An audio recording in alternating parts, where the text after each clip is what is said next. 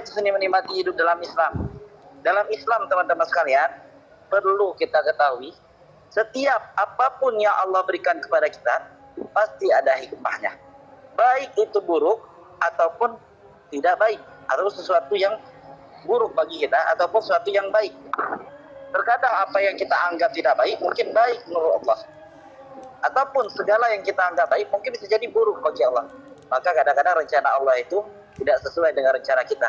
Nah, itulah indahnya kasih sayang Allah terhadap kita, dan pastinya rencana Allah itu lebih indah, teman-teman. Nah, ada satu konsep yang diajarkan oleh guru saya, namanya ABEN. Kalau teman-teman mungkin sering ikut kajian, ya, kalau dari Kalimantan pasti kenal ABEN. Anak muridnya Kiai Haji Lukmanul Hakim Munzalan. Ya, beliau pernah bareng saya di kamar. Ketika itu saya curhat kepada beliau. Ustaz, bagaimana ini? Tekanan hidup saya banyak, ya. Terus beliau menasihati saya dengan kata-kata yang mungkin menurut saya ini bisa menjadi fondasi bagi kita semua. Dalam hidup ini kita diperintahkan untuk ibadah. Wa ma khalaqtul jinna wal insa illa liya'budun. Allah tidak menciptakan jin manusia kecuali beribadah. Bagaimana ibadah dalam Islam? Ibadah dalam Islam itu, teman-teman, ada ibadah qauliyah, ada ibadah fi'liyah yang secara syariat. Contoh yang ibadah qauliyah, perbuatan dan juga perkataan adalah sholat. Ada ibadah qauliyah mungkin zikir. Ada ibadah fi'liyah, ya mungkin kita bersedekah dan lain sebagainya. Namun ada satu ibadah yang sering diangkat oleh beliau, ya guru saya ini, yang jarang sekali, yang sering terlupakan oleh manusia, yaitu adalah ibadah hati. Apa itu ibadah hati? Segala sesuatu yang tidak sesuai dengan yang kita inginkan, semuanya adalah ibadah hati. Dan tidaklah Allah memberi ujian kepada seseorang kecuali ingin menaikkan derajatnya. Jadi ketika kita ada sesuatu yang tidak sesuai dengan kita inginkan, maka disitulah letak Allah ingin menaikkan derajat kita. Bagaimana wasilahnya, Ustaz? Ya, terus bagaimana? Ya, di situ Allah menguji kita. Ya, antara kita suudzon kepada Allah atau kita husnuzon kepada Allah. Kalau kita husnuzon kepada Allah, Allah akan menambahkan nikmatnya.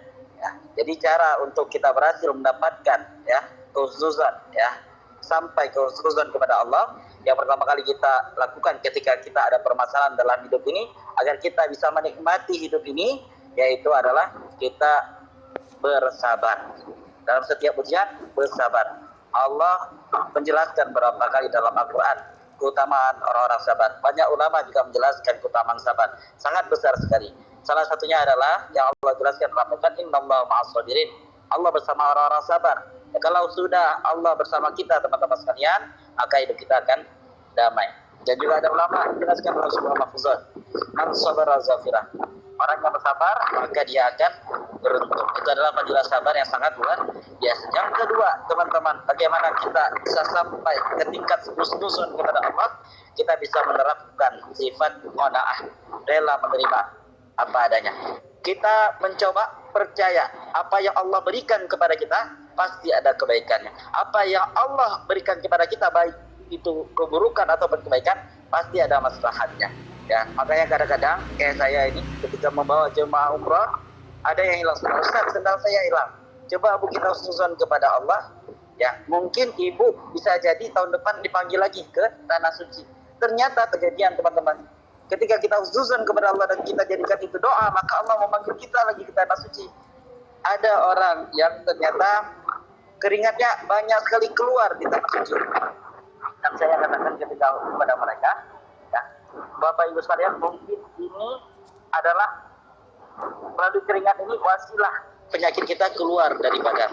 Dan ternyata beberapa hari setelah beliau pulang dari tanah suci, yang sebelumnya beliau ada penyakit berat, penyakit keras, setelah beliau pulang dari tanah suci, penyakitnya hilang. Jadi kita harus qanaah, rela menerima apa adanya dan terus berhusnuzon kepada Allah.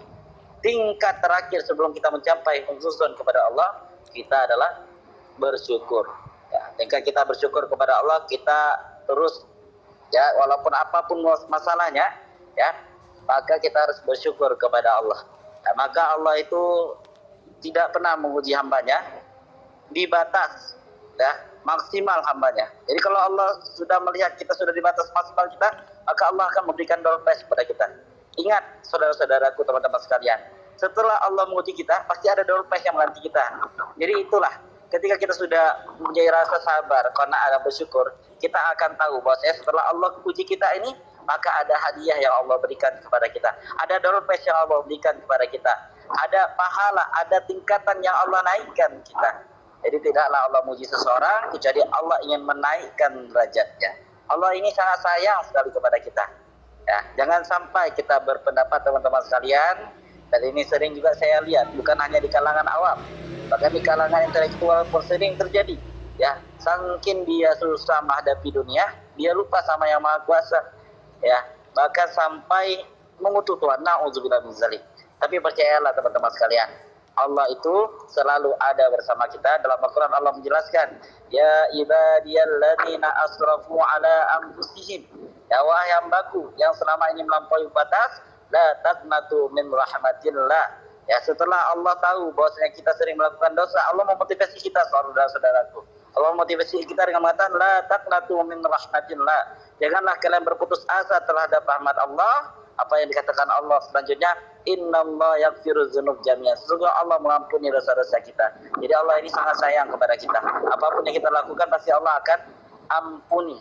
Jadi makanya teman-teman sekalian, kita harus tahu bahwa cintanya Allah kepada kita sangat luar biasa. Adapun ada sebuah rumus seni menikmati hidup yang ada di dalam Al-Quran yang sering saya terapkan di kehidupan sehari-hari teman-teman. Ya, ketika kita merasa kehidupan kita itu berantakan, dalam seharian kita itu berantakan, maka yang pertama kali kita lakukan adalah perbaiki hubungan kita dengan Allah, perbaiki koneksi kita kepada Allah. Ya, jadi ibarat teman-teman, jadi ibarat internet, ya, ibarat wifi. Semakin jauh dari radarnya, maka semakin susah internetnya. Begitu juga kita, semakin jauh kita dari Allah, maka semakin susah hidup kita. Jadi ketika kita merasa kadang-kadang hidup kita tidak nyaman, hidup kita merasa gundah gulana, berarti itu pertanda kita sudah mulai jauh sama Allah. Terkadang Allah ini rindu, sayang sama kita, sehingga Allah ingin kita lebih dekat dengannya. Tapi Allah kasih cara biar kita lebih dekat dengan Allah. Allah berikan ujian kepada kita. Setelah Allah berikan ujian kepada kita, di situ Allah menguji lagi kepada kita, menguji kita. Apakah kita husnuzan? Ya, kembali lagi ke poin awal, husnuzan kepada Allah atau kita su'uzan. Kalau kita husnuzan kepada Allah, maka kita akan mendekat kepada Allah. Kita akan sadar, mungkin selama ini aku sudah jauh dari Allah. Kali ini aku harus mendekat kepada Allah. Dan rumus ini teman-teman sekalian dijelaskan Allah dalam Al-Quran yang tercantum indah sekali. Wa man yattaqillahu yaj'al lahu makhraja wa yarzuquhu min haitsu la yahtasib.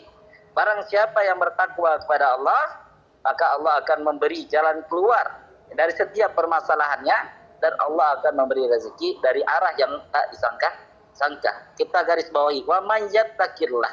Barang siapa yang bertakwa, barang siapa yang sholat, barang siapa yang zakat, barang siapa yang sedekah, barang siapa yang berpuasa, maka Allah akan memberi jalan keluar dari setiap permasalahannya. Makanya kita melihat teman-teman, ada orang dia rajin sekali sholat, ya, terlepas ya orang tersebut sufi atau tidaknya, kita lihat orang tersebut rajin sekali sholat, beliau akan tenang dalam kehidupan masyarakatnya. Kenapa? Karena dalam hatinya sudah terikat sama Allah. Karena mereka tahu dunia ini hanya sementara teman-teman. Dan juga salah satu faedah ketika kita dekat sama Allah, maka Allah terkadang sering memberi dorpas dalam kehidupan sehari-hari. Ya, Allah memberi kita rezeki dari arah yang tidak disangka. Allah memberi kita hadiah dari arah yang tidak disangka-sangka. Allah memberi kita dorpas dari arah yang tidak disangka-sangka. Itu bukan tanpa alasan, itu berkat amalan-amalan kita di masa lampau teman-teman. Jadi ketika kita mendapat nikmat hasil dari apa yang kita upayakan di masa lampau, kedekatan kita kepada Allah, maka itu adalah sebuah kenikmatan yang Allah berikan kepada kita, dorpas yang Allah berikan kepada kita. Itulah min rizku ataupun rezeki yang datang dari arah yang tidak disangka-sangka. Adapun teman-teman yang ketika kita lalai kepada Allah dan Allah senantiasa terus memberikan nikmat kepada kita, ya itu mungkin adalah sebuah istidroj. Ya, na'udzubillah min dzalik.